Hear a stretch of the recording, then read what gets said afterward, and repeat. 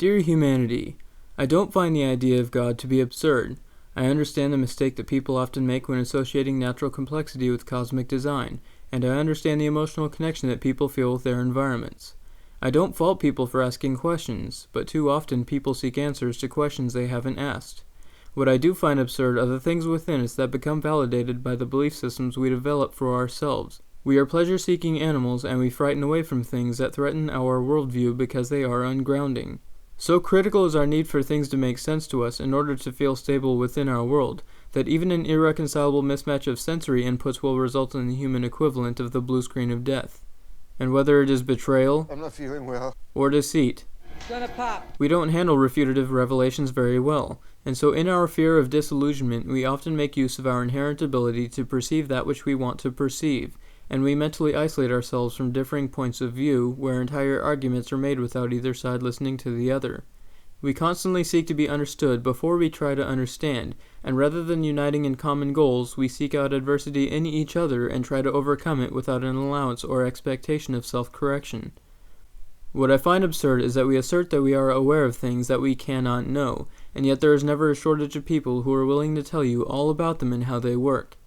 What I find absurd is that we personify objects and objectify people, that we see God in the universe and then turn to our fellow man and say, your opinion doesn't matter. What I find absurd is that in our infinite arrogance, we believe that our technological dominance proves that we have divine ownership of the planet, and that we are separate from nature rather than united with it as science teaches.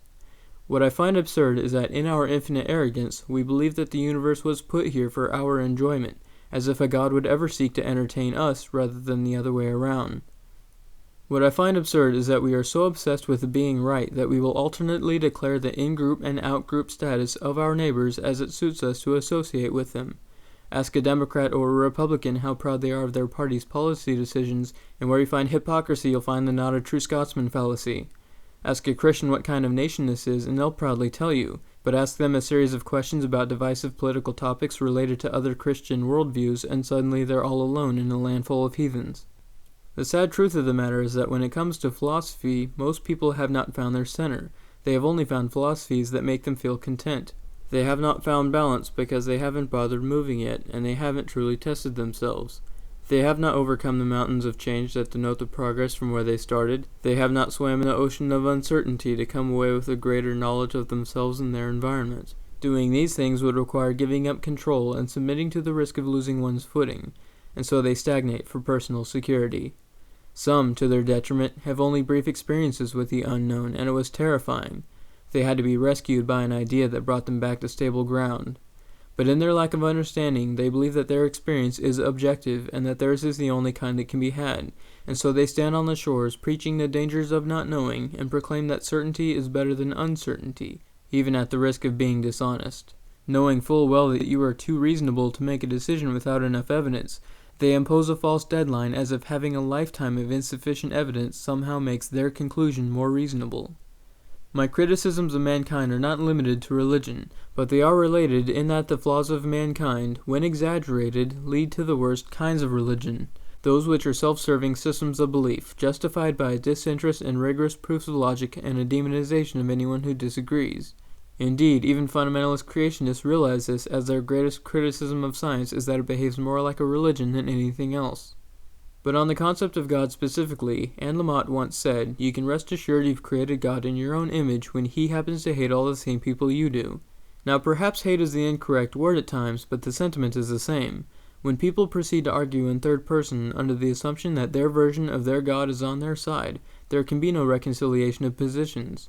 To even allow for a fundamental change in a personal belief requires admitting to either the fallibility of the God or else the person's connection to it. And so in this repetitive process, preconceptions are not only reinforced, but painful to reject. Keep in mind that I am not saying that anyone believes that they are their own God. To the contrary, the irony is that they think they are not.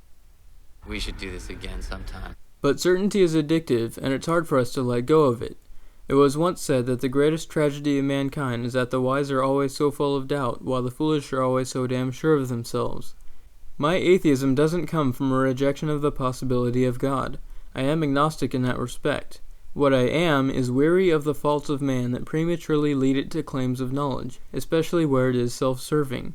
Every attempt to convert me, every email that I get on a daily basis and with every knock on my door comes not with the intellectual willingness to reject one's own beliefs, but merely the need to justify them.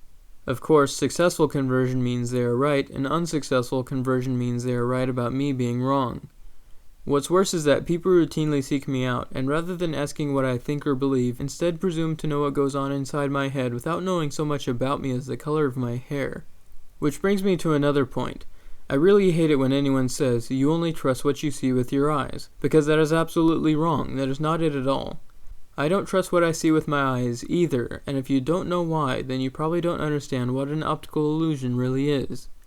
An optical illusion is not an instance where your brain figures out that your eyes are deceiving you. Quite the opposite, your eyes are so inherently fallible that your brain has to constantly correct for their shortcoming, and so the brain's interpretive functions have gotten too involved and often interfere with what is actually seen.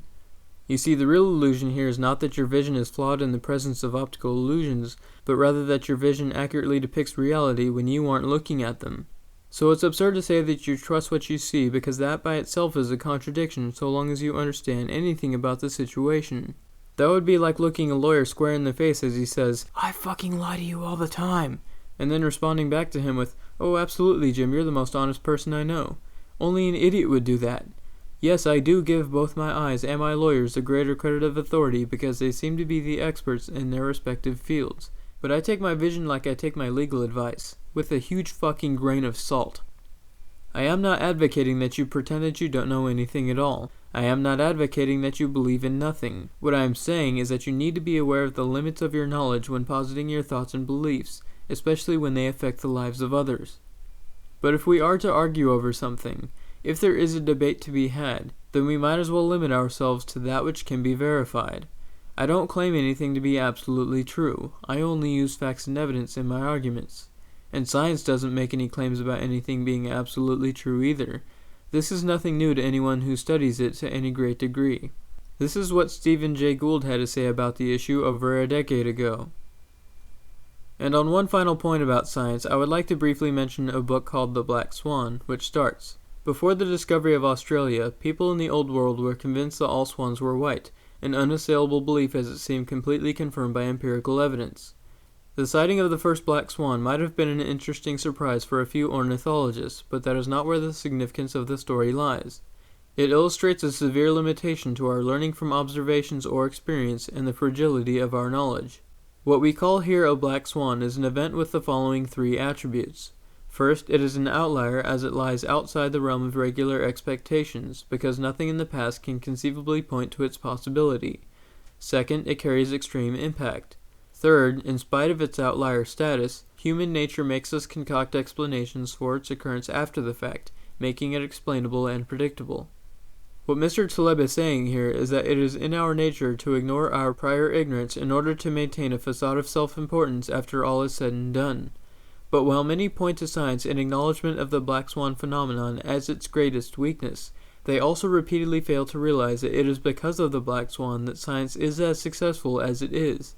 The thing to remember here is that the black swan phenomenon does not invalidate the scientific method. The solution to not being able to predict a black swan is not to simply predict a green one, nor is it to use the surprise as an excuse to throw out what you already know by pretending that white swans don't exist anymore. Though historical success is commonly used to judge one's aptitude for understanding reality, few people are dumb enough, especially in hindsight, to confuse the intellectual shotgun method with the effective implementation of insight and prediction. More to the point, if a scientist is willing to overstep the bounds of his own knowledge to say that swans cannot be black, then he will not be a good scientist because he limits his ability to discover new things. If you think that science rewards closed-mindedness, then you should spend some time considering the last time a major scientific advancement occurred without someone thinking outside the box. So my message to you is to not be frightened by the unknown.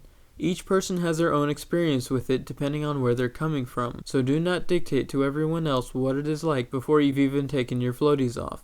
And do not view it as a weakness that I won't claim to know what's at the bottom.